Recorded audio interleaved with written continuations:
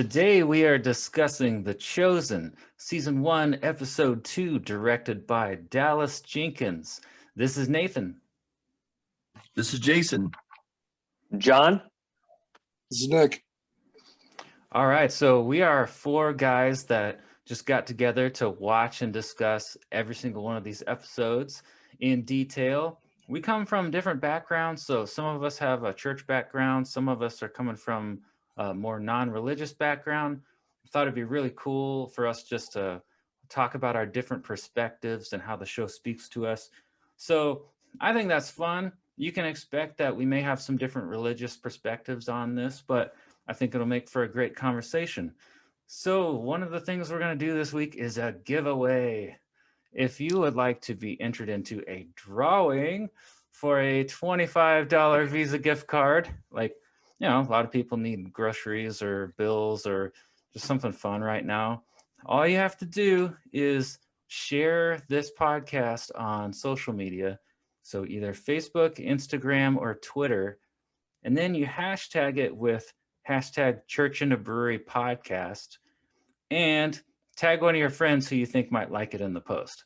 So then we will, in 2 weeks on tax day, April 15th, when our next episode comes out, we'll announce the winner and we'll draw one random name from everybody who shared and hashtagged the podcast. So to recap, if you want to be entered into the drawing, share this podcast on Facebook, Instagram, or Twitter with the hashtag Church in a Brewery podcast and tag one of your friends in the post. Okay, so for you guys, what kind of beer or whatever are you drinking tonight? I have a New Belgium 1554 black ale in this stylish superhero glass. What are you guys drinking? What's I go? I got what do I have?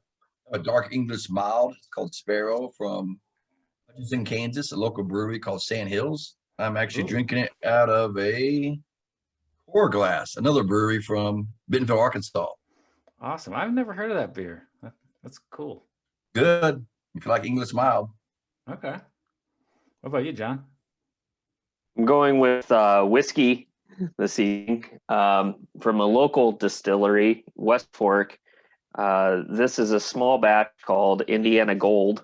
Pretty strong and has a pretty strong taste of corn to it as well. So, you mean like cereal?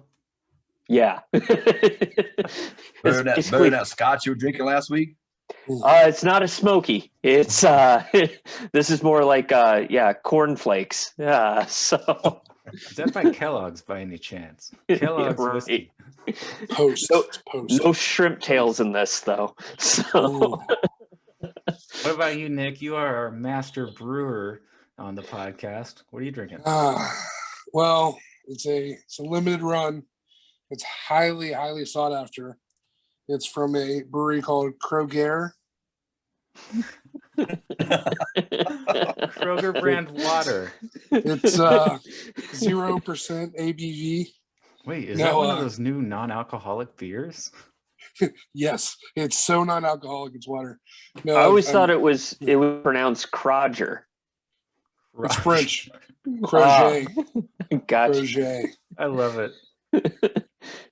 All right, so seltzer. Yeah, new seltzer water without the seltzer. For the flavor. Apple teeny, easy on the teeny. Apple teeny? I don't know what that is. Oh, it's from Scrubs. It's an old reference. So after episode 1, just to recap from last week, did you guys look up any of the questions, do any research after our last podcast discussion? I actually looked something up. We had a discussion about the name Lilith, so I was kind of curious about that. It's actually in Leviticus. It talks about she demon. Oh, I was kind of. That's cool. What did you learn? It was just making reference to the she demon. Actually, she demon was called Lilith, and so I thought that was interesting that they called her that at the beginning, and she was possessed. Okay. I think talked about. I think John talked about maybe they were using other characters as reference for some of the characters, so I thought that was kind of interesting. Yeah, I came across something I'd never heard before, and I don't know if this is connected to it at all. Um, but Lilith apparently in maybe Catholic lore, and I don't know if this is what all Catholics believe, Hmm. but some believe that there was a first Eve named Lilith. It was like Adam's Hmm. first wife, and I know one guy at Brewery Church said that he believes Lilith gave Adam the apple, and then like they, I don't know, divorced or something, and then Eve is his second wife. So I don't know where Oh, that came from. I'd never actually, I've heard it heard that too before. before. Yeah. You see it in Okay. pictures sometimes. It has Lilith with the apple. Yeah, I don't know if I repeated that correctly, but if you want to do a deep dive, you can look that up. It's interesting. Didn't Eve supposedly come from like one of the ribs of Adam? Am I messing that up? Yes. Hmm. So was Adam a rib of Lilith? How did that come from? I don't know. I Give them wondered, to like, them. doesn't, Yeah, yeah, is this something that happened before then? it's a And I chicken and don't egg know. situation. Yeah, I don't know what book. Like, if this is from one of those books that's not in the Bible, I have no idea. But He So couldn't afford to curious. give up any more ribs. That's why he only had two. you mentioned that, and I came across the, I don't know, maybe this is common knowledge, but the fact that there are books or works of the Bible that aren't in the Bible Mm-hmm. or that just weren't included. That, Like Enoch and stuff, yeah, and the Apocrypha. mind blowing. Some of Thomas, I that think stuff one of is them. really interesting. Yeah. So you're telling me if I sit down and read the Bible front to back, I'm still not done. I've got to go find the other not included works. It depends. I mean, um, I don't know. There's a podcast I listen to from a Bible historian. He says every Christian should read the Book of Enoch. So he's a proponent of it. He doesn't think it is scripture, but he thinks everyone should read it. So I don't know. I'm interested in it, but that's me. I'm into the weird stuff. I, it's just curious. I mean, the way I figured is the more written evidence or examples of a story, the more likely it is to be some rooted in some sort of historical accuracy, right? Yeah, Of course, I could be wrong. I don't know. I think, man, I haven't read it myself yet. So my understanding is it's like a mix of, like, it's got some history and some things that explain the Old Testament better, but it's also got some really wild stuff in there. Like, I don't know. I don't know. I'm gonna have to read it myself, and maybe then we could talk about it because that'd be kind of fun. Hmm. What about the whole? So one of our questions last week was, is Mary Magdalene really a prostitute? And I think three of us at least looked that up like independently because like we started sending articles around. And what I found was that, like Christianity.com and history.com both said she was not. It was added to the story hundreds of years later. And in 591 AD, Pope Gregory I preached that she was a prostitute, and he perpetuated that rumor and kind of gave it legs. He also said that the demons she was possessed with were the seven deadly sins, and that whole thing kind of bothered me because I was like, wait, you can't make stuff up, dude. Like, but part of the reason that supposedly it's alleged that people started saying Mary Magdalene was a prostitute was because like women wanted to go into ministry, and some of the male church Mhm. leaders didn't like that, so they started saying this to try to discredit the women, which is odd to me because even if she was a prostitute, it seems like it's still a powerful redemption story. So I can't 100% say if this was really made up to prevent women from entering ministry. But Christianity.com said that, and they said the church like officially recanted that in 1400s, but the rumor was, it had legs, so it lives on. So that kind of bothers me because like I've been taught that, and they didn't exactly say she was a prostitute in the show. She just lived in the red quarter. But I mean, as somebody who was possessed, I mean, I could see how they could end up there without being a prostitute, end up in the bad part of town. So I don't know what to think about it, but I make an exercise myself of like trying to trace things that I've heard back to the source. So I guess that could be a helpful exercise here. What did you guys think about that whole Mary Magdalene prostitute thing? I So think it's good. I was going to say, I've heard that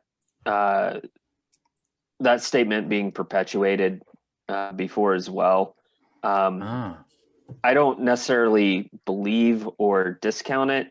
I don't know if we really know, and that's part of at least my interpretation of what I would consider to be the Bible, is that there's gaps in these stories that we don't know. It's not stated definitively one way or the other.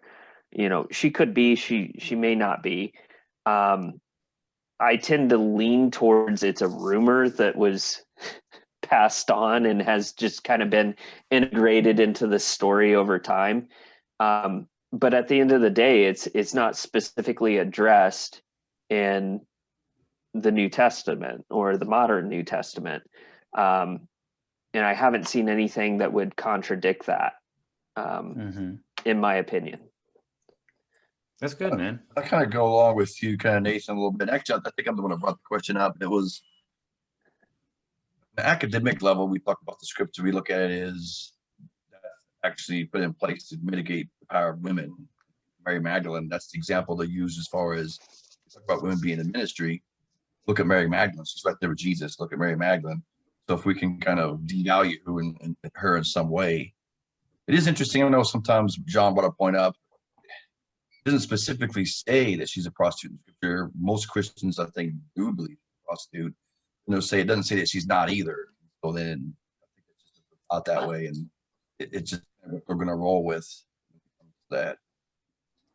Argument from silence. Yeah, argument from silence. Yeah, I guess so. That's good in there. But I do like what you brought up. I mean, even if she was, I mean, that's a good would you say redeeming, or would you say if she Redemption really story. become? Yeah, I mean, that does kind of. I didn't really think about it that way, but that is kind of a good. Yeah, because I think personally, even if she was, it's even more powerful. So I don't think it would bother me if she was. It would bother me if people just like decided, hey, let's soil this person's reputation. I'm like, come on, man. Like, isn't that kind of why do we think people need to be perfect or something, But it's interesting. I've been clear, sure. I've been kind of like preoccupied because I've been trying to verify something I looked up. But Ooh. So when I was going down this rabbit hole about Mary Magdalene, you mentioned the was it Apothecria? Yeah, wow, I was doing close. And the Book of Enoch. Well, I stumbled across something called the First Council of Nicaea. Mm-hmm. Are you familiar with it? Yeah. I went to a deep the modern day canon. Yeah, I went to the deep. That's where the modern day Bible comes from that. Yeah, so that's the thing, right? So these are the guys, or I'm just saying individuals, because maybe there are more women, doubtful, who decided, what stories made up the Bible. Well, maybe during this council meeting, maybe they decided that she would be a prostitute then. I don't know, probably not. I don't know. I'd have to look at that. We should go back and read like when the rumors started, because I know it didn't take off until close to 600, but it probably existed before. And I don't know when it first emerged. Well, actually, you mentioned the Council of Nicaea. There's some actual, I have to go back and read it, backlash from the Council of Nicaea actually trying to make sure that women did not have a prominent spot in Christianity. Like I said, the modern day canon was actually comes from that. What was a Christian or not, we still kind of roll with that still today. I mean, Catholics, Protestants still get a lot of what they use from that Council of Nicaea. I've seen both churches that have the perspective that women can't, do all the things men can do, and then I've seen other churches who think that they can. So it's interesting that there's still a divide there among some religious people today. I think we should go ahead and go into the plot, because the whole women thing, I think, is a prominent theme in this episode. So I'll read the plot, and then we'll basically roll right into the same discussion about like women and their role and stuff. So let me see if I can find my plot summary here, which I pulled from, again, patheos.com. That place, Nick sent me a plot summary of the first one, so I thought, I'll just use it again for the second one. Oh, one more quick fact. All right, so the opening scripture of episode 1 was from Isaiah, right? Well, I got this study guide. Someone at church gave me one that the company or whoever produced The Chosen, the group, they put together this little study guide. So I started reading some of it just to see what it said. They said Isaiah was sawed in half by King Manasseh. I looked it up, and it is in like the Jewish Talmud. There's a non-canonical book called The Ascension of Isaiah. I have no idea what's in that. And there's a reference to it in Hebrews. So like the king didn't like what this guy was saying, so he sawed him in half. So that is kind of creepy, but that's who wrote that opening scripture, fear not, you are mine. I thought that was interesting. Little did he know what awaited. Exactly. We might have had more fear. Right? Yeah. Try to make him be afraid. Okay, so here's a plot summary of episode 2, Shabbat. The newly exorcised Mary Magdalene gets ready to host her first Shabbat dinner in a long, long time. Matthew tells the praetor Quintus that Simon might be lying to the Romans about his ability to help catch the merchants who are dodging their taxes. Nicodemus learns that Mary is no longer possessed and asks her who cast out the demons, but she doesn't know. Jesus shows up unannounced at Mary's house for Shabbat dinner, along with 2 of his disciples, one whom looks mysteriously like Adam Sandler. I inserted that part myself. Seriously, you should go back and look. It looks like Adam Sandler. Jesus shows up unannounced, and Mary, Nicodemus, Andrew, and the other hosts have very different Shabbat dinners, while Matthew eats alone, sort of, because there's a dog there too. The episode ends with Simon standing by the shore of Galilee as several Roman soldiers approach. All right, so that's the plot summary. In the opening scene, we see a Shabbat dinner at what looks like an Israeli camp, and a man stands up and begins to read this poem or reading that will be read at the other Shabbat dinners later in the episode. And it starts off, "A woman of valor, who can find her?" And then they go on to recite a list of prominent women in their lineage, basically like famous women. This speech was probably taken from Proverbs 31. I read that, and it looks to me like it's written off of that proverb. So, all right, we're starting off with they're elevating women. And I thought that was very interesting, because there's a big debate about whether or not like religion suppresses women and prevents them from doing things, or whether or not it honors them. And this show, I almost wonder if this is a response to that criticism. They're going to honor women right off the bat. So what do you guys think about that? Right off the bat, we mentioned this from episode 1 that what was it? Nicodemus's wife. Multiple times in episode 1, she spoke to him as an equal, and in certain times, I feel like she even gave him guidance or counsel. And I believe that during that time, that especially with them being religious individuals, that sort of interaction, no way is that possible. And then you roll into this episode, and she's still talking to him the same way, and you see Mary's in the beginning talking with her friends, or I guess they are talking about setting up Shabbat, the dinner, and again just giving her guidance and support, and So I don't know if I don't think this is very indicative of how the actual times were, but I'm okay with the way it shows it. Mm-hmm. I don't know. It's my thoughts. I disagree a little bit in terms of I do think conversations and interactions like that took place in that time, but I think it was confined to the specific situation. So if we're, referencing back to episode 1 and Nicodemus's wife, and even in episode 2, their interaction there, it was in the confines of their own chamber. It wasn't in public. It wasn't a public setting. It was a husband and wife conversation that was taking place.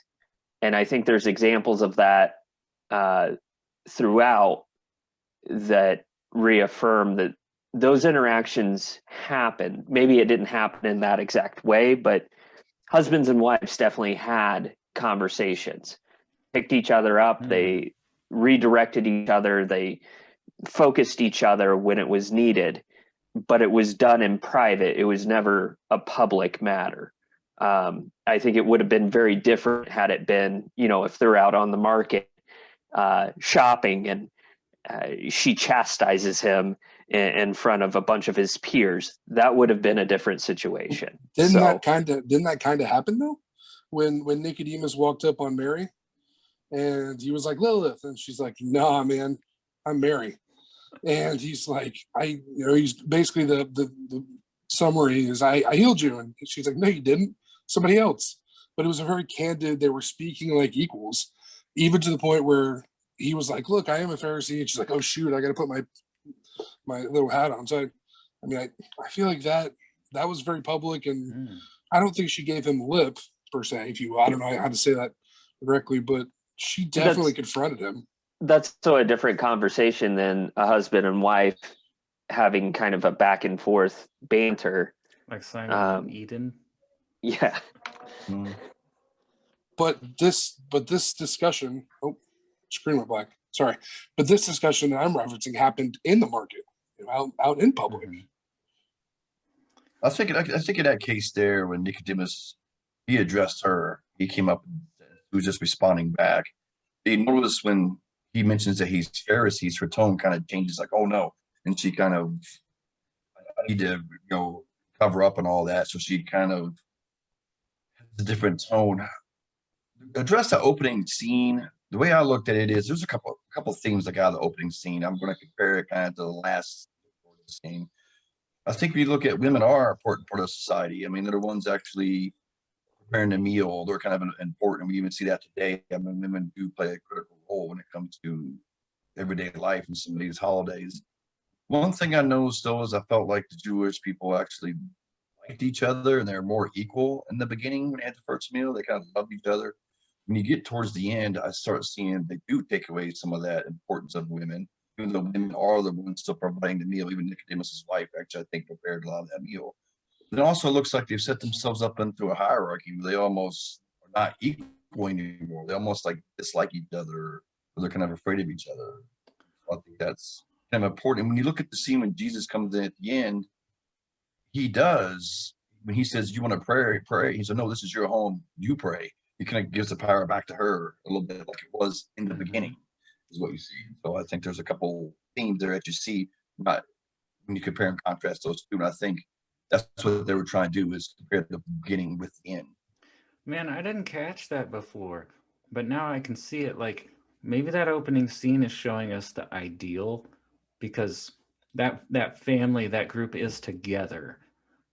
And man, I didn't catch that, because the next Shabbat that they show us, now we probably see, I can't remember if we see the religious Shabbat first or Mary's, but yeah, it's almost showing you what the ideal is so that you can identify it later. And they're very different. Yeah. Mm-hmm. And I agree with Jason and on a lot of his points there in terms of that contrast between the two. The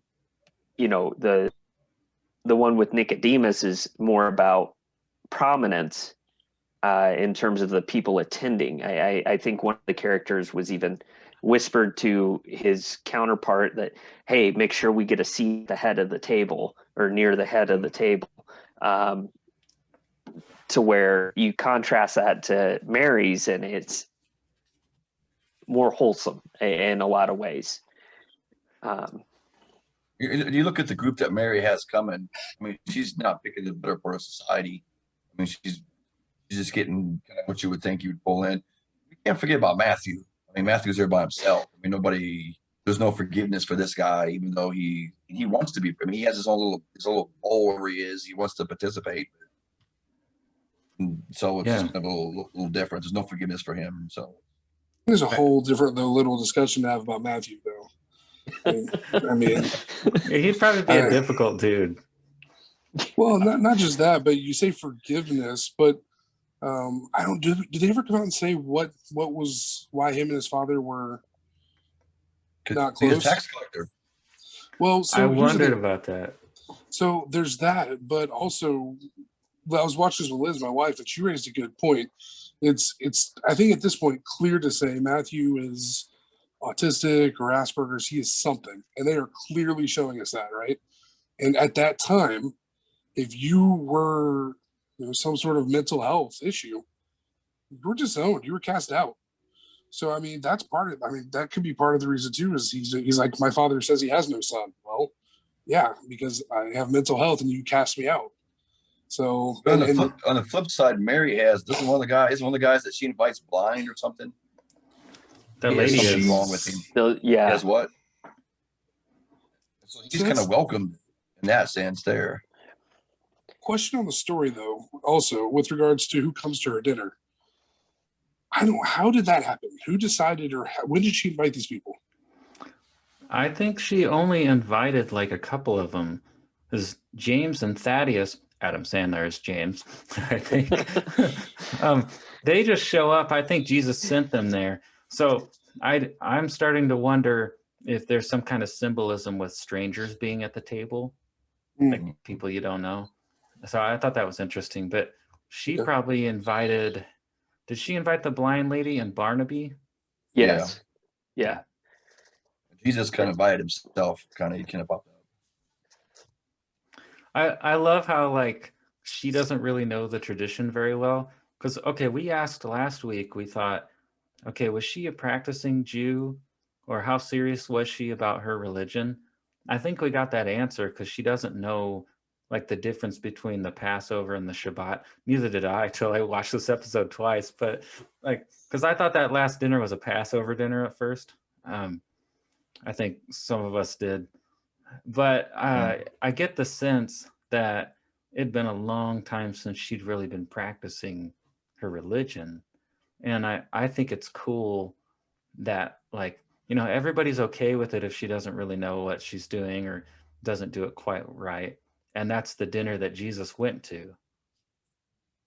Well, another point there I was going to bring up is when Nicodemus does his dinner, he knows the very first one at the beginning, and even when Mary does her, it's more about the Jews as a whole. They're doing all these ceremonies and stuff. But when Nicodemus has his, they start talking about all these souvenirs and relics. Like, I bet this has been in my family for all this time. And so he more or less changes the focus from the Jews as a whole to his family, or at least his wife does. And so I think it's kind of interesting. I don't know if you guys got that or not. Yeah, there's like this whole thing about like gold plates, and they had to be baked in the sun like multiple times, and I mean it took forever. I caught that because it's almost whispered. Did you guys catch that? Yeah, it kind of reminded me of some parables in terms of offerings, and you have a rich person that gives a certain percentage in terms of tithing, and this very poor person that has 2 coins that donates those. And the difference there is the effort and what that sacrifice and that meaning is to that individual. And that was kind of something that I took away from those 2 scenes, or 2 different dinners. You have one person who doesn't really know what they're doing, kind of has a rough idea, but she's trying really, really hard and has her heart in it. And another group that it's more of a status symbol. They're kind of going through the motions, where they're not as engaged, or their heart's not really in the right place at the right time. Yeah, what if you inserted Mary into the dinner for the religious leaders? What if she was facilitating that? Like, would they accept her? Like, No. they almost don't even seem to want to be at that dinner. I mean, Nicodemus didn't want to go. You're right, it is more about the stuff than the people. So I don't know if that's something we're supposed to contrast. I mean, That's actually a good point there. I mean, almost like Nicodemus doesn't want to be there. His wife's like, "Come on, you gotta go see these people." I mean, you make a good point there, John. I didn't really catch that, but yeah, you're right. Well, keep in mind, Nicodemus just got told that this episode starts off with him being told he did this miraculously awesome thing, which, by the way, when he goes up and they're like, there's going to be a formal inquiry, and he's like, wait, what are the charges? What did I do wrong? I thought that was kind of funny. But they're like, no, it's a miracle. But anyway, all that to say, I think he didn't want to go at the end because he's still like his mind's blown, whether maybe his ego's hurt or whatever. But he thought he cured this lady, and she's like, nope, this guy that I can't tell you his name. I think you bring a point up when you talk about Nicodemus and just thought about it going to the court. You got the teacher of teachers. When you get to the court, he's almost he's like, what's the charges? Like, he's a little bit fearful. Kind of tells you maybe the power that the court does have at that time frame. I didn't catch that. I think you're probably right.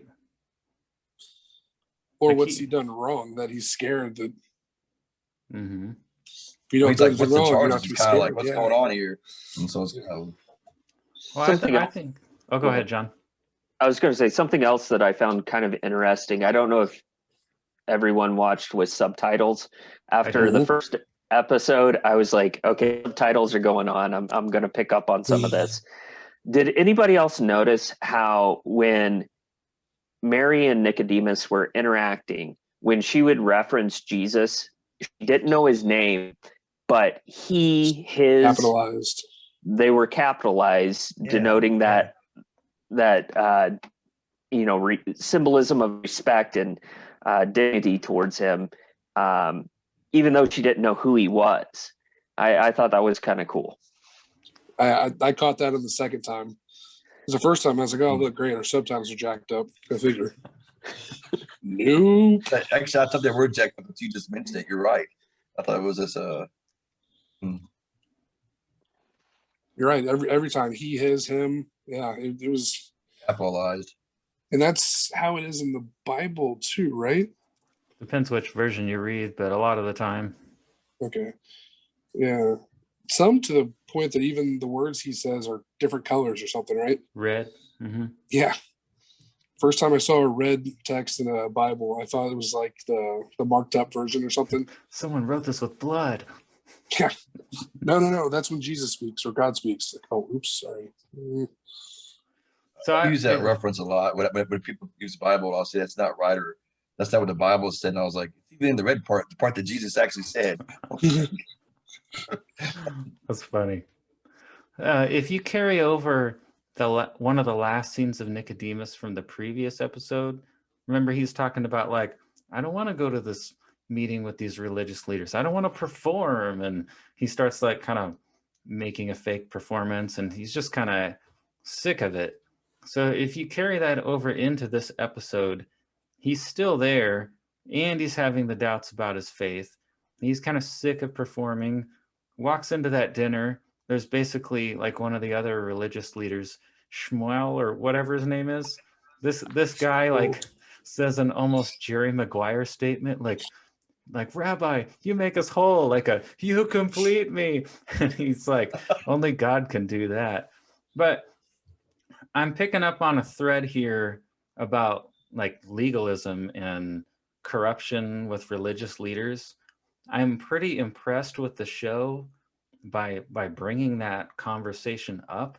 I think that you have to if you're going to really tell the story of Jesus.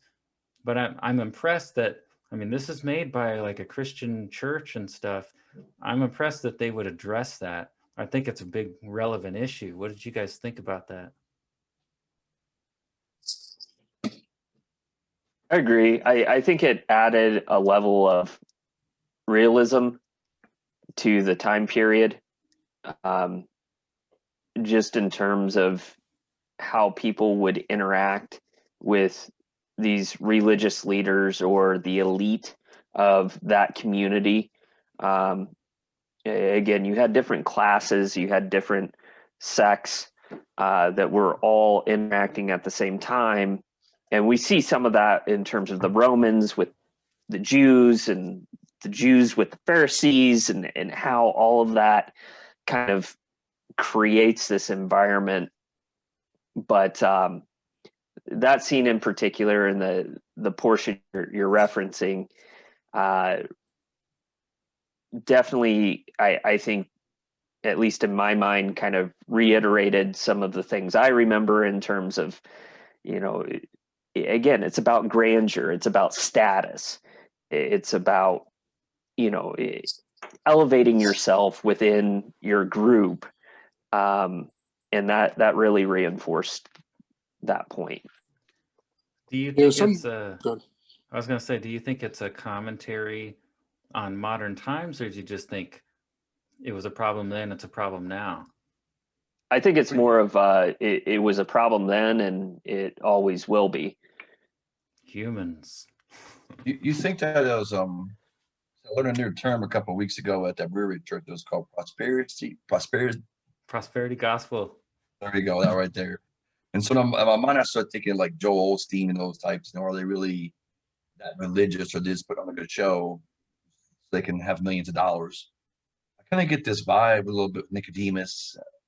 I'm not saying he's just a non-believer, but he's doing a lot of things just to keep himself in that hierarchy. And I think the Pharisees kind of does that. They do these things to keep themselves in the upper class. I think that's the theme now. You look at modern day Christianity.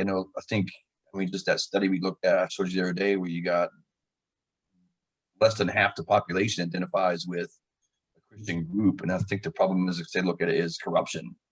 These groups are just taking our money. They're just, using the system to keep themselves up on top. And they've created this hierarchy that doesn't necessarily need to be there. And if you look at the way I read the scripture, is Jesus is opposed to that. He makes it quite clear.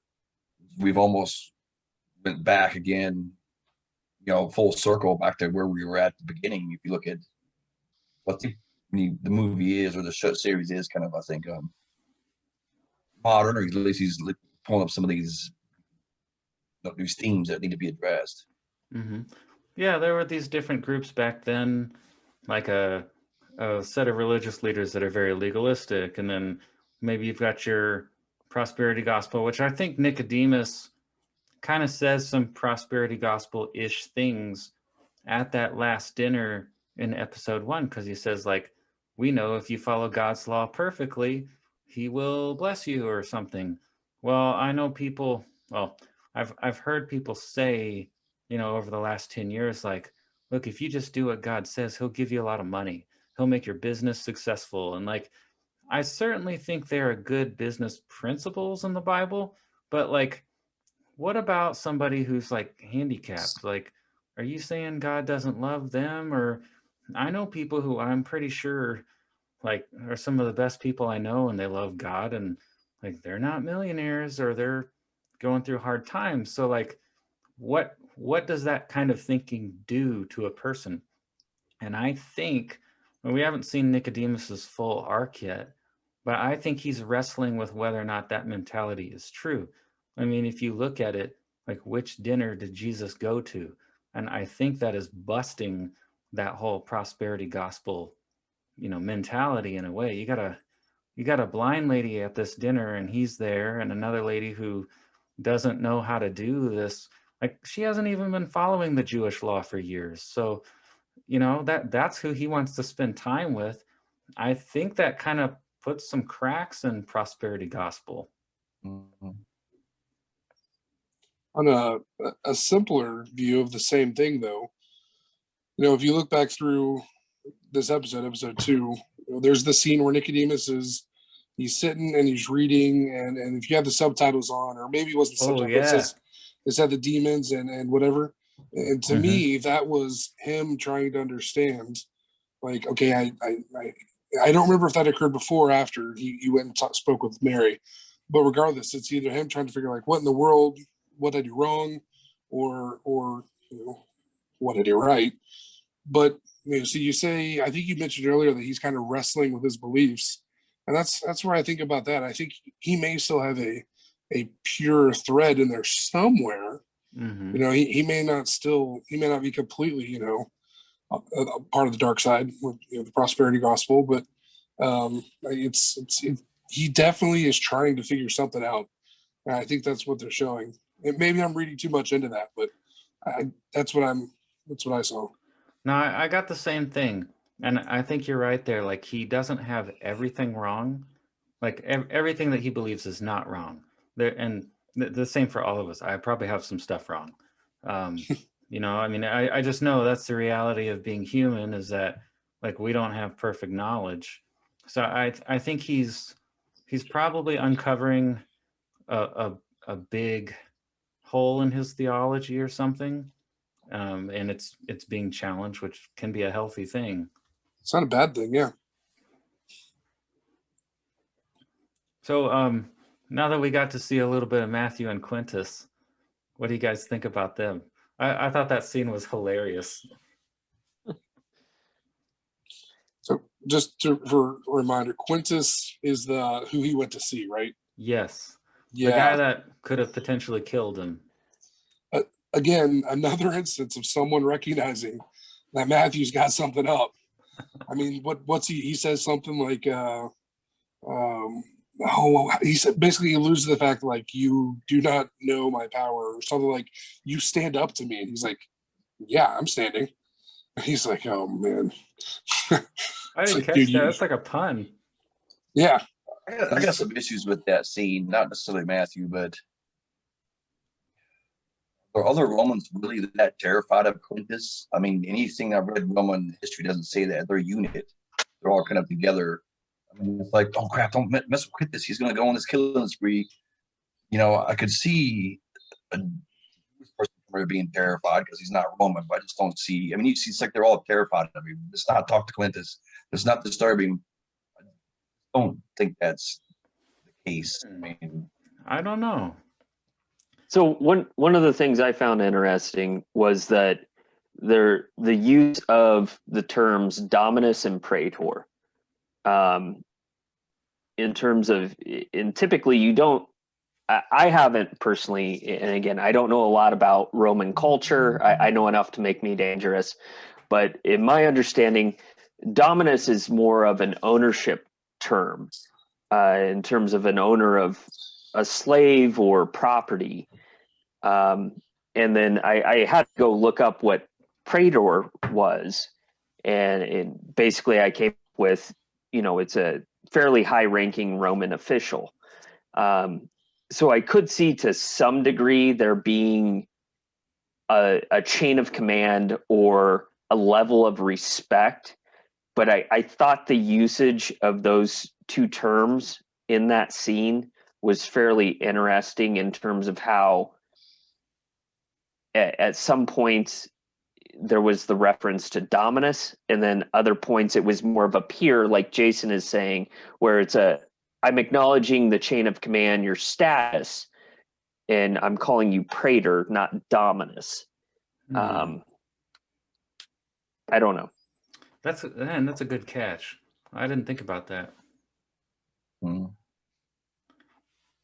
I could see a little bit of precedence, like 40 years from now, the Jews are going to, or the Romans are going to destroy that temple, and they're going to basically kill all the Jews. So in 70 AD, that's the Jewish Roman War. So I can see that this leads to a war. So I don't know if they found something historic about their relationship in the 30s, or if they're just kind of projecting back that okay, this relationship between the Romans and the Jews must be hostile to lead to a war in 40 years. I don't know. If you look at, I mean, the reason I think that is, again, this is just going by some history books. The Jewish people never accepted the Romans as control of that area, so they fought them over and over and over and over again. I mean, some of the first acts of terrorism were Jewish people onto the Romans. By the time Oh, you get wow. to the 70s, and one thing that the Romans did a lot of times is they would jump in and they would destroy your idols or your religious leaders. When it comes to the Jews, there's no statues; it's an actual invisible being. So it's hard to. By the time you get to the 70 AD, the Romans just had enough, and they said, "We're tired of you. This is leave. We're going to destroy your stuff." That was kind of when you kind of get to that point. They just harassed them so much. Mm-hmm. Okay, so you think it was more of like a equally antagonistic relationship than them being so afraid of Quintus, like walk on I think when it eggshells comes thing. to the, I don't think the Romans are that afraid of them, but I think the Jewish population looked at them as these are the people that are trying to dominate us. These are the conquerors. We're not happy about Mm-hmm. this. We're not going to submit. The Romans look at it as we're the conquerors. Submit, or we're just going to start killing y'all. So I mean, it's I think that that that's kind of relationship reiterated. there. It's Huh? reiterated in the market scene where Gaius comes in. He sees a Roman soldier struggling to keep control over it looks like some sort of fight or confrontation between two Jews, and he comes in and just uses the pummel of his sword and knocks a guy out. And he Where chastises the Roman soldier too for not handling it. exactly. Don't you think it's crazy how like Gaius clubs a guy with a sword, and then in the very next scene he's like talking to Matthew, and he's like, "How could you not have a relationship with your own father?" Like this coming from the guy who just clubbed someone over the head. He was raised differently. Yeah. I mean, it's what probably that comes down to. And did he wet himself? Is that what they showed us? Dude, that's what I was wondering. Wet himself? I Matthew. wonder Matthew? if he like pooped his Oh. pants or something, because he's Because he's cleaning like, you're something off. Yeah, He's like, you're disgusting or whatever. It's like, what? because of that comment, I was like, is this not just like dirt or blood or something? So, Yeah. okay, so I asked a group at church, I asked them like, hey, what was Matthew cleaning off of his clothes? And they said dirt. And I'm like, oh, okay, I'm not going to say what I think it might have been. Yeah, Just what he possibly stepped in the first episode, right? Yeah. Yeah. You gotta have your where are his extra pairs of robes? I mean, Yeah, get you extra know he's pairs got of like shoes for consistency's sake. it's got like 100 of those hidden somewhere. I think one thing we got to look at is Matthew. Why is let me just be realistic. I mean, Matthew's selling out his own people to the Romans. I mean, why is he so hell bent on checking and getting people in trouble? Like he's going to go all the way up to the prefect, and I got to double check this and make sure this is all right. And it just seems like an odd relationship. That is like almost like a sellout. It's like a thing kind of goes back to why people hate him or don't like him. Sticking with the autism approach, man. Go ahead. I was just gonna say it's just what he knows. He's been told to do X, and that's what he's going to do. Even if he is selling out his own people, he doesn't. He's doing what he believes is right. That's the way I see it. I mean, that's why when Quintus, is like trying to intimidate him, he's just like, I'm standing right here. I'm standing up to you because I'm standing here talking to you. And then you get all the way back down to, excuse me real quick. I got a cough. Sorry. Whew. Need Thank more of you that for crochet denuding that. water. Yeah. Oh man, I lost my train of thought. Well, maybe Autism. You said he was doing what was right. Yeah, sorry. That's the thing. We could say black and white. He was just going against his people, or he just didn't know. Probably both storylines are right. I think John, you and I probably knew people in high school who were like very by the book. Like they're not in a position of authority, but they're going to go around and police the rules. And I don't Absolutely. know if it's because their parents were hard on them, or I don't know what the deal was, but I can take Matthew seriously as he is because I've known people who like, oh, you're breaking the rule, and like they've got to like police Right. it. It's black and To a white. T. Maybe it Yeah. comes with the autism. I don't know. And that's, again, to say that it's autism, I think stretch. I don't think that's anything that can be definitively proven, but Right. I am in complete agreement with you, and that was part of my notes prepping for this, is that I definitely know people that are like that have that caliber of morality in terms of what's right and wrong in their minds. That's how they operate. Those are the confines that they have to operate in. And if they don't, that's a violation of their own conscience, that would bother them way more than putting their life at risk addressing an issue or what they would perceive as an issue. At the end of the day, the truth is the ultimate gold standard, and anything else is non-worthy. Mhm. And that's kind of why I saw it. They need to have order for like security purposes. So everybody else needs to follow the rules so that they can see that the world is like a stable place. To an extent, yeah. At the same time, I also think that Matthew being a tax collector, and this gets back to some of my issues with how he's portrayed in this series, that he's a hated individual just because of his profession alone, let alone him having these standards where I'm going to go to the Romans and now even rat you out even more after I've tried to take your money already. His home isn't guarded. It's him alone. People know where he's at. He has to be Mhm. able to interact on a day-to-day. And that's where I just have a problem with him being portrayed as a weak or feeble individual. Maybe not a lot of street smarts, but I don't see him being the type of person that would be weak or feeble and surviving in that position or that job at that time. Do you think I Simon's going to beat agree with him you. up? I agree with John. I think I mentioned that before in the past. I agree with John. I think we talked about that last week, or when we talked before. I don't think this tax collector is going to be that weak or feeble either. I mean, I think he's going to be. But I also think, I mean, we don't like tax collectors now, but I think the guy is just trying to do his job. I mean, here's the job I'm getting paid. I'm going to do it. I know people ain't really going to like me, but that makes sense. I think they've been overboard on this character a little bit. I mean, nobody likes to pay taxes, not even now. So I mean, you see Mhm. the IRS, and we're like, oh shoot. I mean, more people are scared of the IRS than they are of God. I mean, it's kind of. So I mean, it's If they send me something in the mail, I my just heart with that skips a character as beat. well.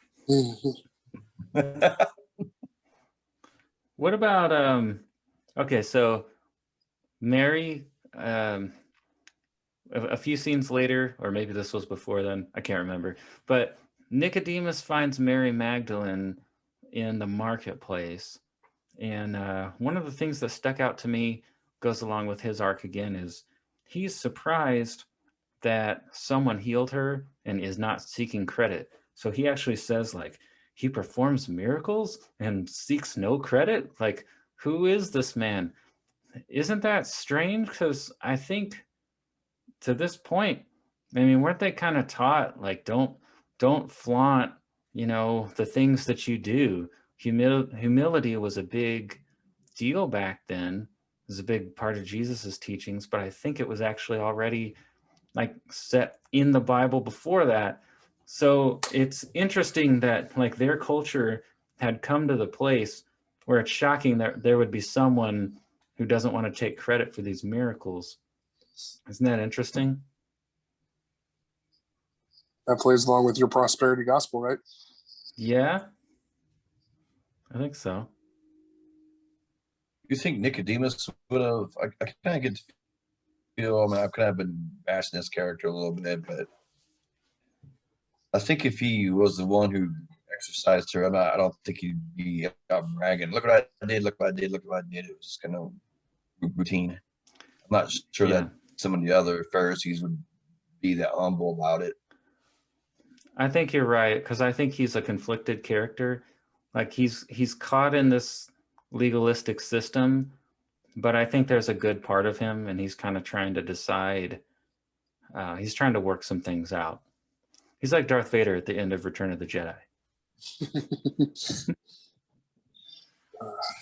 So when you go to that later scene where he's talking with his wife at the dinner, he says, you know, he talks about the Maccabee revolt 200 years before, where his people's worship was suppressed. And then he says, who suppresses our worship now? I don't know if he's talking about like the religious leaders, the Romans, or himself. I thought that sentence is very telling, though. Like it's as telling about where he's at as the previous sentence. Like he performs miracles and sees no credit. So what do you think about that whole like suppression of his worship type thing? Who's he talking about? What's he talking about? Is that going on right now? I kind of took that as a jab at modern day Christianity. I mean, instead of being suppressed, but realistically, the Romans are letting the Jewish population practice their faith as long as they don't have any problems. Look at today, that's a common theme also with Christians of being suppressed, of being persecuted when they're not. So it does a good job, I guess, to mobilize people. But that's how I kind of took that. Yeah, that's good. That's good.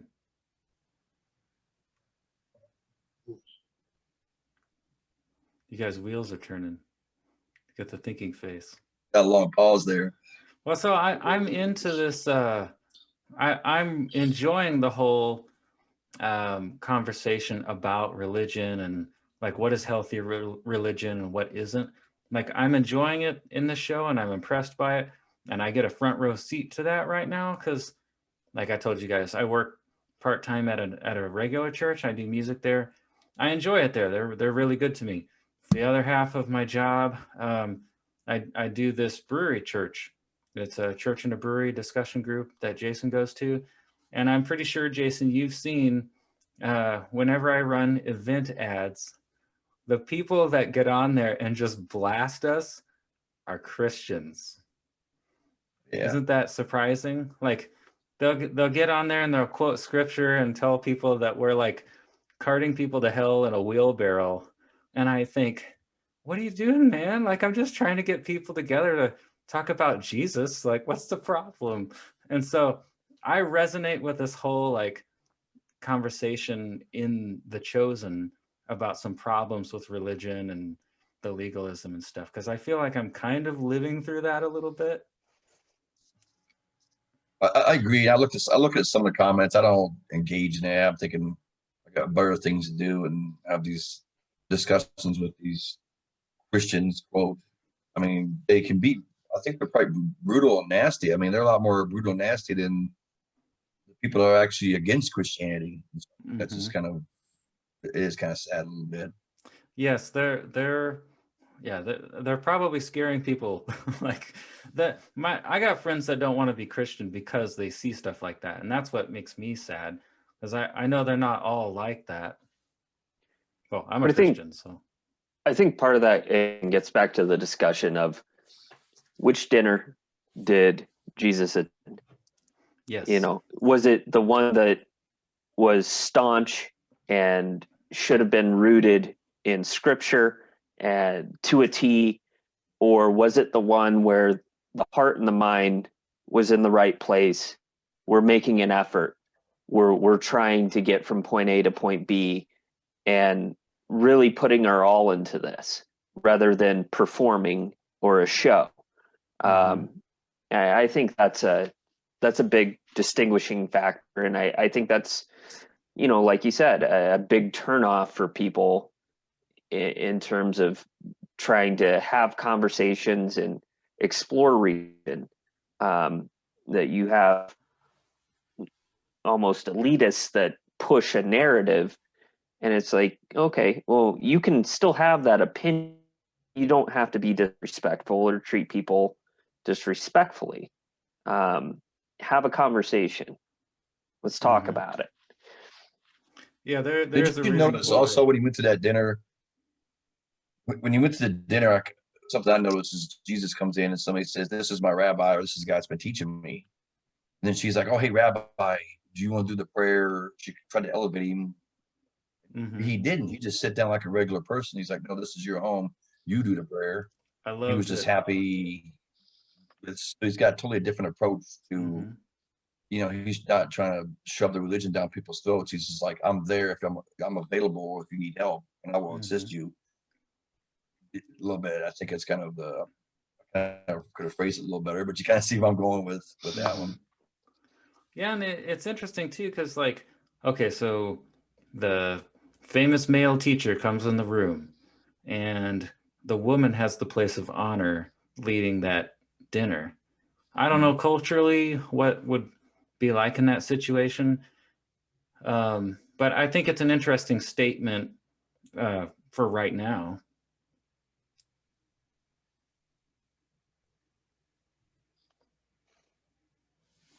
We lose Nick. Yeah, I just sent him a message. It sounds like his battery has died. He's struggling to reconnect right now. Okay, Okay. I was gonna Just see if impressed that John's like got notes and he's prepping and stuff. that's been fun, man. I took I feel like I needed to watch this again because I watched it twice, but I watched it a week ago. I did take some notes this time around just because, again, like both of you have stated, there's so much there, like little intricacies that you can pick apart and go down a rabbit hole with, like that. And I think that's really cool about this series, and what makes it interesting and for a good conversation.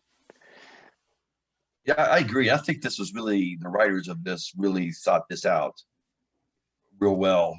We have these different angles where we're sitting here. I mean, everybody's bringing something new to the table that nobody else saw.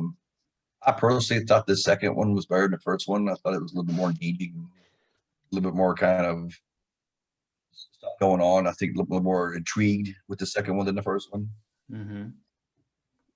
I had a similar impression of it, and I know Nathan and I talked a little bit before this call that part of what made this more enjoyable for me this time around is I knew what I was getting into.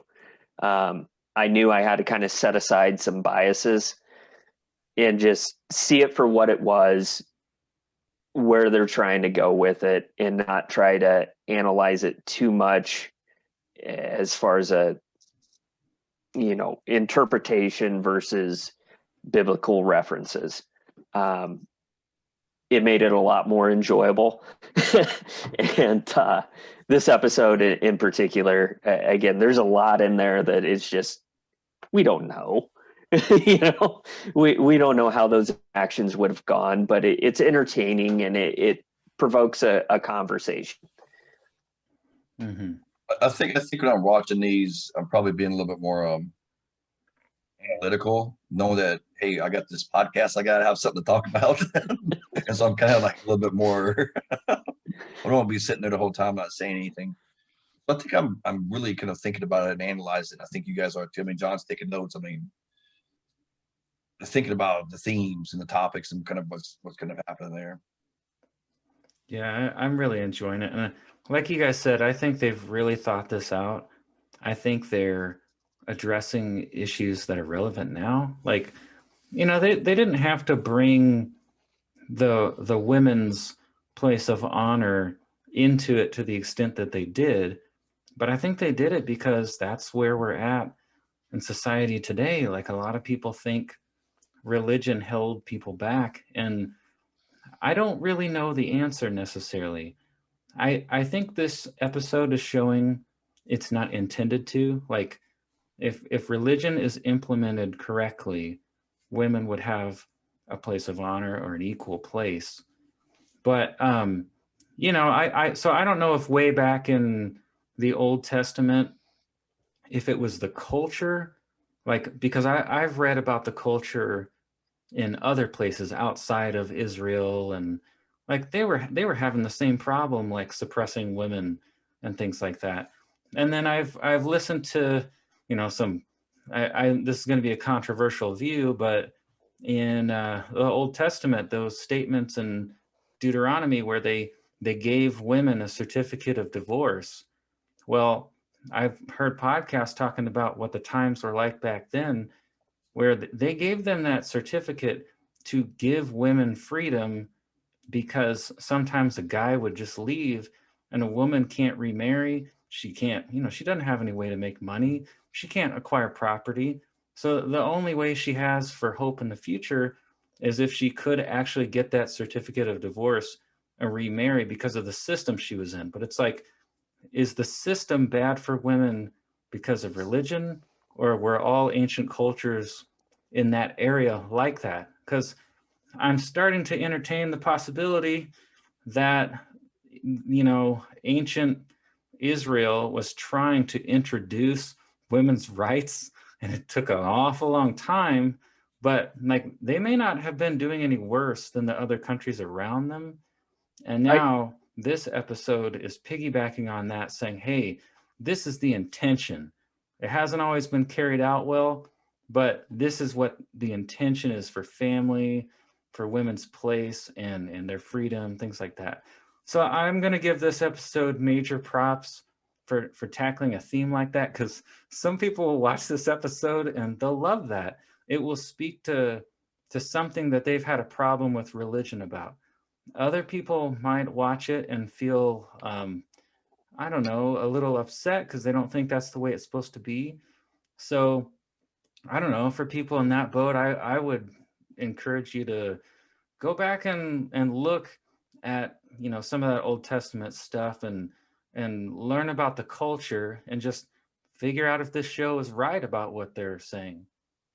I think that's an academic debate there, interesting academic debate. We even see that not just with Christianity, but other religions like Islam.